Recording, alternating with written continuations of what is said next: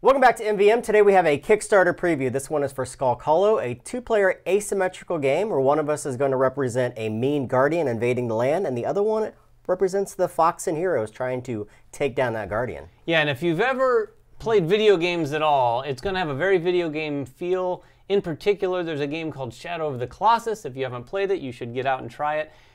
These guardians are so massive that my fox and heroes are going to try to get over to where Jeremy's guardian is and actually jump on them and climb up them and do damage. As I said, this is completely asymmetrical. One player is going to play the guardian. They're going to come to the table with their own guardian deck of cards, their own player board, their own little miniature type thing here, and then a board that's going to represent that guardian and all the different abilities that are on that guardian. Because the cool thing here is that as the fox and heroes, which you're playing, you can actually kill very specific body parts and negate my deck from doing things if I'm trying to stab or use sizzle or to slam you, which is awesome. Yeah, it's really cool. The moment we figured out that there's things I can do here on this guardian board to effectively not only take out some of the cards in his deck, and I don't mean literally take them out, but temporarily at the very least keep him from doing things.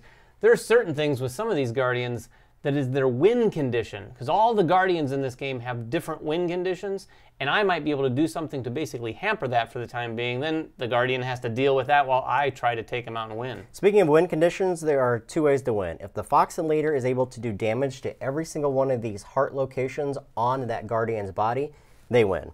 The guardian has two win conditions. One is if they are able to meet the objectives that they have specifically to them. I am playing a POTA, and my goal here is to go to your keep, to burrow 3 times. Every time I burrow, I'm going to come right back to my lair. So I have to move, burrow, move, burrow, move, burrow. Or I can just flat out kill your fox and leader, your main guy who is protected by the other people within your party. The game board itself is this very simple 3x3 grid, and what we're going to be doing is using cards to move around and to use very specific abilities. Each of us is going to have a certain number of actions. As the fox and hero, you're going to have 3 actions every single turn.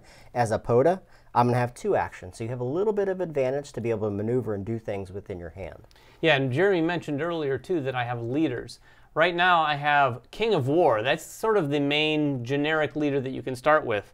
But there are other leaders you can choose from at the beginning of the game. These are going to have a variety of different abilities, potentially at the bottom of their card, but also a different amount of health and maybe some different spots for some of the power cubes. You're also going to have a variety of different cards for the fox and leader. These are going to consist of movement actions, specific actions according to him, such as melee and archery. But you're also going to have a plethora of other types of heroes that he can summon into the game.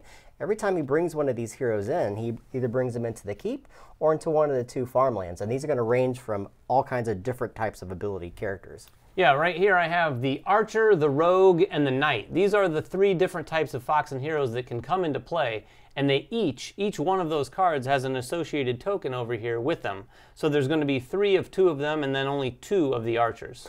So, as the guardian player, I'm also going to have my own deck of cards. The number of cards I'm going to have in my hand at any given time is going to be determined by my player board. At the start of the game, I'm going to drop 4 of these. Again, these are very similar to the fox and leaders cards. When you look at the anatomy of a card, it's going to have a division line between each of them, which tells you can take the top action or the bottom action. These are typically movements. When you look at this, we're actually angling the board so that each of the points are between us. This is pointing to me, which is my lair, and the keep is pointing to him. So when we play cards, we have to play them according to that. So this is telling me this can move to any of those non-orthogonal directions. In this case, I can only move here with this. The bottom parts of the cards can either be more directions or they can be one of the many different actions that my particular guardian has. These are things, especially for POTA, that do damage to you. Things like stab and sizzle, the ability to heal, which is molt. At any given time, both of us have the ability to do prepare. That's a very basic action where we can cycle through our deck fast by getting rid of a card and then drawing 2 new cards. We're going to be doing that quite a bit through the game. Yes, cycling through your deck is a key to this game for sure, because you're going to want to get through the very few number of cards that you have, because these decks aren't really that big, but you're going to be looking for particular cards at times. One of the things that's on these cards is power. You're going to gain power. We mentioned power cubes earlier.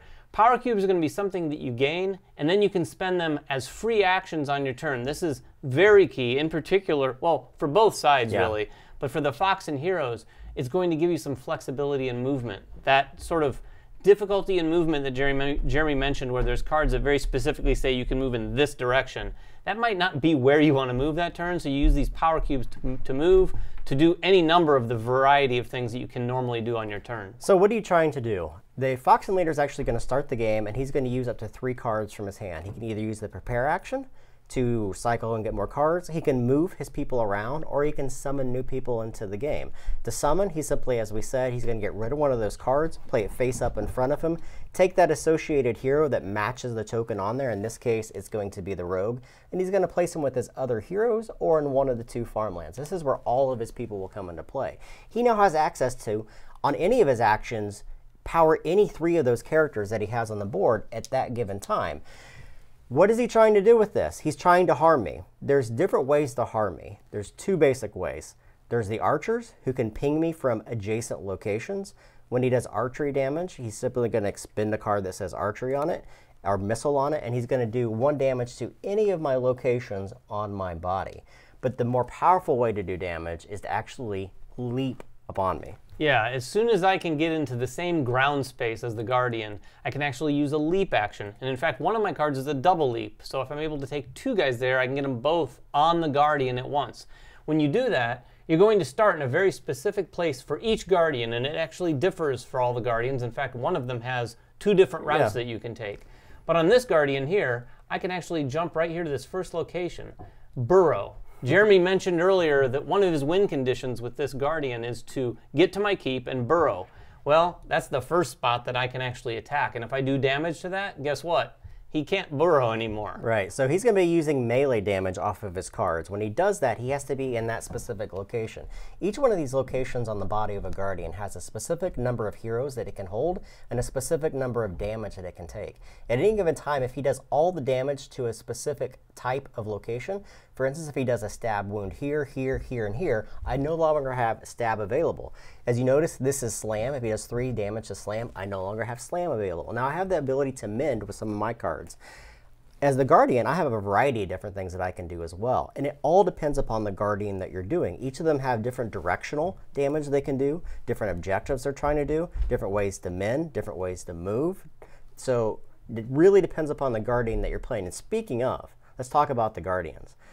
There's 4 different ones that we have seen so far. I have Apoda, and his ability is to tunnel and burrow, and that's what he's trying to do. But there's ones that fly. There's ones that, so the flying unit is really cool. He has the ability that if he kills all of the different heroes on the board and just the leader is left, he wins. There's a guy that if he kills 8 different heroes, he wins. And there's a guy that brings tentacles up through the board. And if he has all 6 of his tentacles, he wins. So you may think to yourself, these pretty powerful. How can the hero not die? Well, the hero actually has a really cool bandit ability as well. Yeah, if the hero is banded, and I'll explain that right now, he's somewhat protected, he or she. And banded means you're going to be in a space, whether it be on the board or on the Guardian itself, shared with another one of your units. Any of the units that you have. If you're in that space, the hero is not going to be able to be damaged or affected in any way by the Guardian. Now, that doesn't mean the Guardian can't take out the other unit, and once the Guardian does, then the leader is exposed. But it gives you sort of a nice little buffer so that you can keep your leader alive. Plus, the leader generally has more health than any of the units, usually 2 to 3 health compared to 1 or 2 for any of the units. So we're not going to get into a review of the game, but it's hard to not really get excited about this game. Now, we've played it a couple times, and I have to say that either it's because of the mechanics in the game. I love the ability that you have to cycle through some of the cards, especially as the Guardian. I have 1 burrow card in my entire deck, so I know when I use it, I know I need to burn cards quickly, move in that location, and re-burrow and keep doing those things again. I love that aspect about the game. But also, I think it's my love of Shadow of Colossus, as you said at the very beginning. Like, the idea of going to this Guardian and having to leap up on him and then have different paths that it leads to, and then trying to take him down, like trying to focus really hard on very specific things to negate those abilities. And it can be, I don't want to say it's a slog at all, but it's a slow process. So you're like, okay, I've got a couple damage here, I got a couple damage, and then it starts to roll, and you're like, oh, I'm going to take this guy down. And then, poof, he disappears and goes somewhere else. You're like, oh, so close. Yeah, you have to gain an appreciation. Playing this 3 times is way different than playing it 1 time. Yes. Play on your 3rd time, you're going to realize, as the Fox and Heroes, which I've played most, you want to get units out on the board. because the more units you have on the board, the more flexibility you have to use those cards. If I have 2 units on the board and they're in one space, and I play a card that lets me move in a very particular direction, it may not be what I want to do. But if I have a guy here, here, and here, more than likely that movement is going to take one of those guys in the right direction. And some of those guys might get a free jump or a free leap up onto the Guardian. So you're able to pick away and do damage whenever you can when you have more units on the board. And of course, Jeremy, as the Guardian, is taking all of his actions to just wipe these guys out, and then I need to also cycle through to get those guys back on the board. This is a very cool game, Skulk Hollow. It's from Pencil First Games, 2 players. If you guys are at all interested in this game, please go check out their Kickstarter page. Hopefully they'll have more Guardians. That's what we're hoping for. If you guys have any questions, make them in the comments below. Subscribe to us, follow us on Twitter, like us on Facebook, and everything else that we do. We'll catch you guys next time. Bye-bye.